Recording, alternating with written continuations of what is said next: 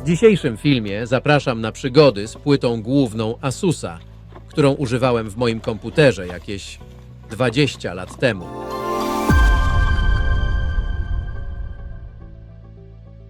Asus P4B266SE to płyta pod socket 478, chipset Intela 845D, wspiera tylko procesory na rdzeniu William Mete o taktowaniu 400 MHz. Za grafikę odpowiada karta HIS na rdzeniu ATI. Jest to Radeon 9000. Posiada niesamowite 64 MB pamięci VRAM oraz szerokość szyny danych 128 bitów. Do tego mam pamięć DDR. Karta sieciowa to jakiś Intel na złączu PCI. Dane zapisywane są na dysku Seagate o pojemności 160 GB z interfejsem ATA. Procesory, które przetestuję, to Celerony od 1,7 do 2,7 GHz, Pentium 4 od 1,7 do 2,6 GHz. Zainstaluję dzisiaj system operacyjny Windows XP z płyty CD. Instalacja systemu była całkowicie standardowa i bezproblemowa. Po niecałych 30 minutach pokazał się pulpit systemu Windows XP. W następnym kroku zainstalowałem parę benchmarków, a także uruchomiłem aktualizację systemu poprzez Legacy Update. I mniej więcej po godzinie pracy komputera zaczęły się problemy. Komputer wielokrotnie podczas pracy zawieszał się. Sprawdziłem temperatury, nic się nie przegrzewa, więc może trzeba po prostu zaktualizować BIOS. Na stronie Asusa znalazłem najnowszy BIOS w wersji beta. Utworzyłem dyskietkę startową i skopiowałem na nią plik BIOS-u oraz program flaszujący. W BIOSie zmieniam kolejność bootowania. Uruchamiam komputer z dyskietki startowej MS-DOS. Program flaszujący uruchamiam poleceniem aflash. Zapisuję kopię zapasową aktualnego BIOS-u pod nazwą OldBean. Następnie podaję nazwę pliku nowego BIOS-u. Czy jestem pewny, że chcę flashować BIOS? Oczywiście. BIOS się aktualizuje.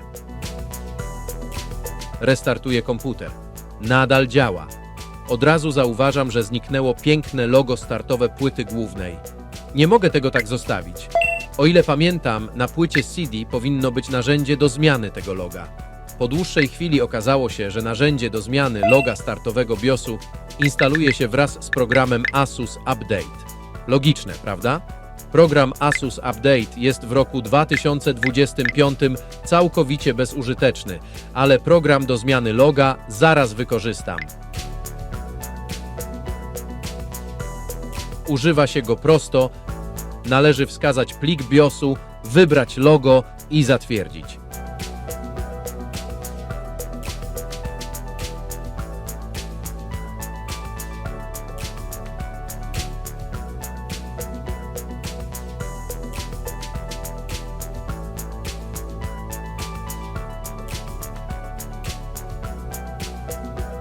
Teraz mogę po raz kolejny wgrać BIOS do płyty głównej. Uruchamiam komputer z dyskietki startowej. Następnie uruchamiam program flaszujący poleceniem aflash. Podaję nazwę pliku BIOS-u. Rozpoczyna się aktualizacja BIOS-u. Teraz należy uruchomić ponownie komputer. I jest. Moje piękne logo wróciło. Czy nowy BIOS w czymś pomógł? Nieszczególnie. Płyta główna jak się zawieszała, tak się nadal zawiesza. W takim razie czas na lutowanko, czyli wymianę ponad 20-letnich kondensatorów na nowe.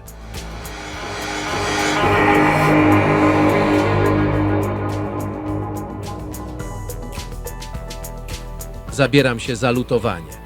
Ze względu na duże pola masy odbierające dużo ciepła z lutownicy, ustawiam moją stację lutowniczą na 420 stopni. Na początek usuwam stare kondensatory. Oczyszczam pola lutownicze przy pomocy plecionki. Następnie lutuję nowe kondensatory i następnie czyszczę płytę główną stopnika przy pomocy cleansera. Teraz zabieram się za kolejne kondensatory. Wylutowuję stare kondensatory. Oczyszczam punkty lutownicze scyny. Lutuję nowe kondensatory.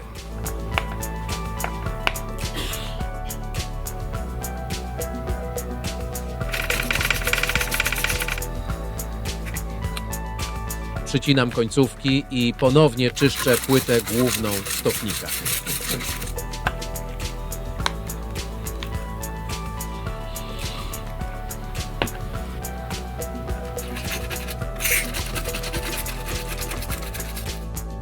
Po lutowaniu płyta główna nadal działa. Wygląda na to, że przestała się zawieszać w losowych momentach. W końcu mogę zrobić jakieś testy. Dobra, zaczniemy od Cinebencha 9.5, czyli testu, który bardzo mocno zależy od wydajności procesora w zadaniach typowo obliczeniowych, takich jak renderowanie. I tutaj wyniki mówią same za siebie. Celeron 1,7 GHz zdobył zaledwie 116 punktów, a Pentium 4 o tym samym taktowaniu 151 punktów. Niby ta sama częstotliwość, ale różnica jest wyraźna. Skąd to się bierze? Celerony z tamtego okresu, oparte na architekturze Willamette, miały mniej pamięci podręcznej L2, zaledwie 128 KB, podczas gdy starszy Pentium 4 miał 256 KB, a nowszy Pentium 4 aż 512 KB. A to w renderingu robi kolosalną różnicę, bo dane, które nie mieszczą się w kacze, muszą być pobierane z pamięci RAM, a ta przy tamtych magistralach, realnie taktowanych 100 MHz, była po prostu wolna. Widać też, że wzrost taktowania Pentium 4 rzeczywiście poprawia wynik. Z modelu 1,7 GHz przy 151 punktach do 2,6 GHz, gdzie mamy już 243 punkty, to wzrost o ponad 60%. Ale to wciąż niewiele w porównaniu do tego, jak dzisiejsze procesory potrafią skalować się z zegarem. Ciekawy jest też Celeron 2,7 GHz. Mimo dużo wyższego taktowania osiąga tylko 145 punktów, czyli mniej niż Pentium 4 o taktowaniu 2 GHz. To pokazuje, jak bardzo ograniczająca była ta mała pamięć cache. W renderingu to była po prostu wąska gardziel.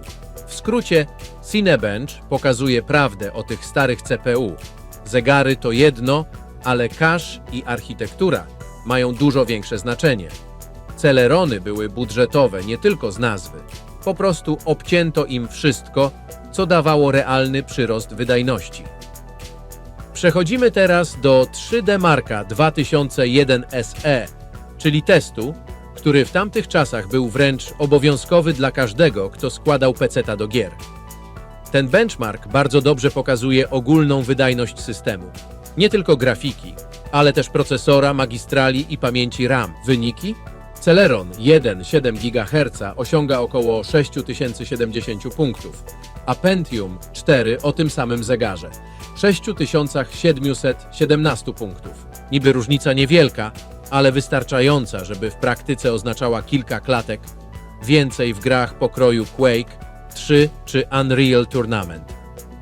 Co ciekawe, wzrost taktowania Pentium z 1,7 na 2,6 GHz przekłada się na wynik 7880 punktów, czyli przyrost o jakieś 17-18%. I to jest typowe dla 3D Marka 2001 SE. Tu nie sam zegar grał rolę, tylko też szybkość magistrali FSB i wydajność pamięci. Celerony niestety cierpiały pod tym względem. Miały zaledwie 128 KB pamięci L2. Efekt? Nawet Celeron 2,7 GHz, mimo ogromnego zegara, nie przebił Pentium 4 2 GHz. Uzyskał tylko 6440 punktów, czyli mniej niż teoretycznie słabszy model. W praktyce, w grach z tamtego okresu, różnica była bardzo odczuwalna. Pentium 4 miał wyraźnie płynniejszą animację i krótsze czasy ładowania poziomów. Celeron natomiast często się dławił przy scenach z większą ilością geometrii i tekstur. Można więc powiedzieć, że 3D Mark 2001 SE doskonale obnażał ograniczenia budżetowych procesorów. Celeron był dobry do biura, ale nie do gier. Pentium 4 natomiast, mimo że dziś często wyśmiewany, wtedy faktycznie dawał solidny skok wydajności.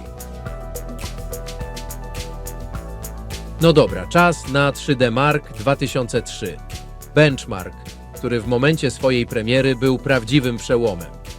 To był pierwszy test z tej serii, który naprawdę mocno przeniósł ciężar z procesora na kartę graficzną. I właśnie dlatego wyniki tutaj są znacznie bliższe sobie. Zobaczcie. Celeron 1,7 GHz ma 1200 punktów. Pentium 4 1,7 GHz 1216, a nawet Pentium 4 2,6 GHz tylko 1284 punkty. Różnice praktycznie kosmetyczne. Dlaczego tak?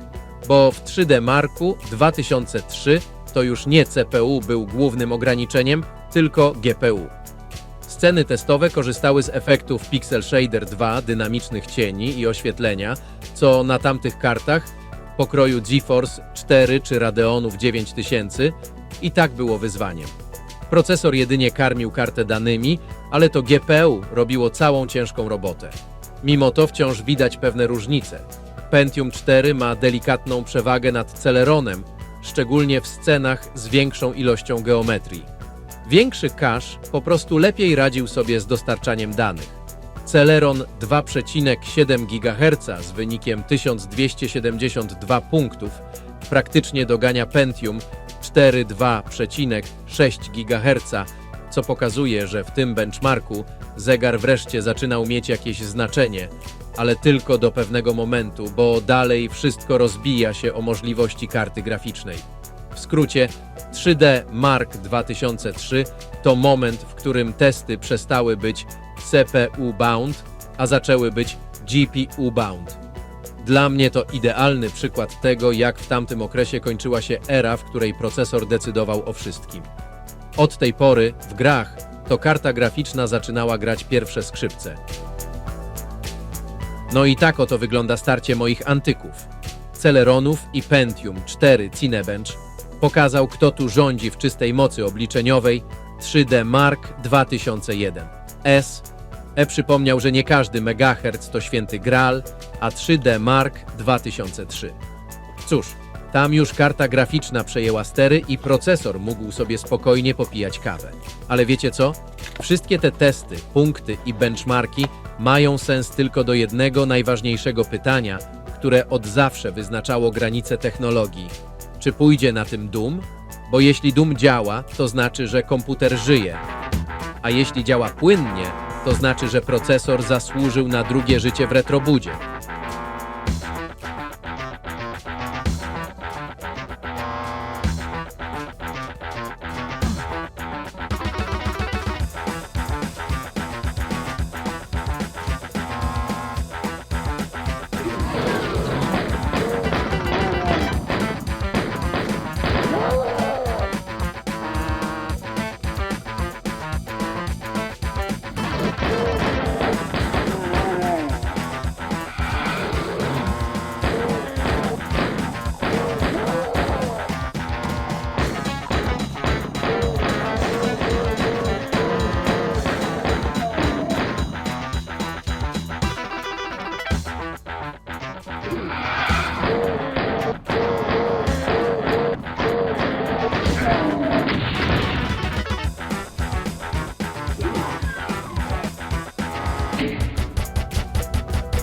Nie ma to jak zapach kurzu z gniazda Socket 478 o poranku. A na zakończenie klasyk z tamtej epoki, nieodłączny element każdego porządnego komputera z Pentium 4. Dzięki za oglądanie. Cześć!